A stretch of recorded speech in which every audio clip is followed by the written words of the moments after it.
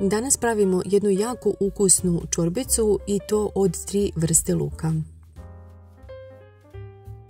Prvo ćemo istopiti jednu punu kašiku masti.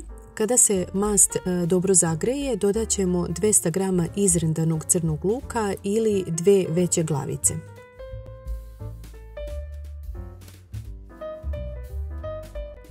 U to dodajemo i 200 g seckanog praziluka i sve ćemo to dinstati nekoliko minuta, dovoljno je 4-5 minuta da se dinsta.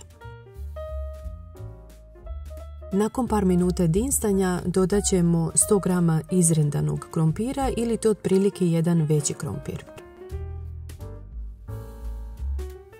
I 50 g seckanog belog luka. Sve to ćemo preliti sa 1 litrom povrtne supe ili možete koristiti i običnu vodu.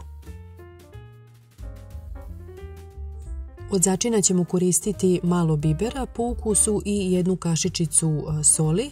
Sve ćemo to promešati i ostaviti da se krčka nekih pola sata. Nakon pola sata kuvanja probajte čorbicu, ako je potrebno dodajte još začina. Ja sam dodala jednu kašičicu suvog začina. To sve fino promešate i na kraju dodajete 100 g kisele pavlake. Možete koristiti i 200 ml pavlake za kuvanje. Dobro promešamo da se ukusi sjedine i ako volite možete dodati i jednu kašiku svežeg seckanog peršuna.